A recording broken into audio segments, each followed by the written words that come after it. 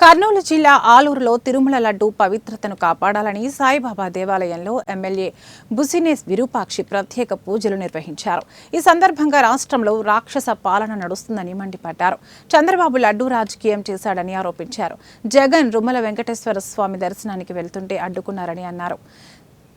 జగన్ ముఖ్యమంత్రిగా ఉన్న సమయంలో 5 సార్లు పట్టు వస్త్రాలు సమర్పించారని అన్నారు. కూటమి నేతలు ఘర్షణకు దిగుతారని, అలాంటి ఘర్షణ వాతావరణం సృష్టించడం ఇష్టం లేక ఆఖరి నిమిషంలో పర్యటన రద్దు చేసుకున్నారని తెలిపారు.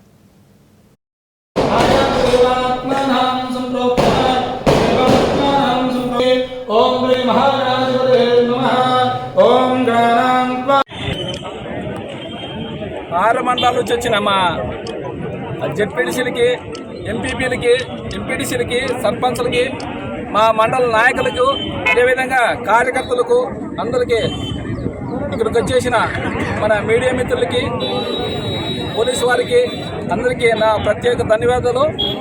ఈరోజు ఈ కార్యక్రమం పెట్టడానికి మనము మాజీ ముఖ్యమంత్రి జగన్మోహన్ రెడ్డి గారు తిరుపతి వెంకటేశ్వర స్వామిని దర్శించుకుందామంటే ఈరోజు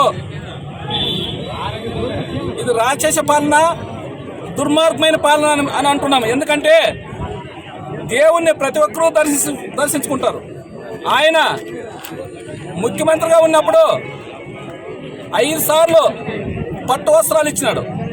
అదేవిధంగా వైఎస్ రాజశేఖర రెడ్డి గారు ఆయన 5 సార్లు పట్టు వస్త్రాలు ఇచ్చారు. ఈరోజు మన చంద్రబాబు నాయుడు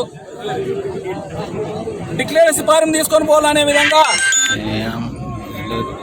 చాలా అక్కడ గలాట్లు లేపే విధంగా బీజేపీలో అయితేనేమి, కూటమి ప్రభుత్వం అందరూ కలిసి అక్కడికి వెళితే ప్రజలందరూ వ్యతిరేకిస్తుంటే దాన్ని ఎట్లా డైవర్ట్ చేయాలనే విధంగా ఈరోజు జగన్మోహన్ రెడ్డి గారు దర్శనం చేసుకుంటామంటే దాన్ని డైవర్ట్ చేసి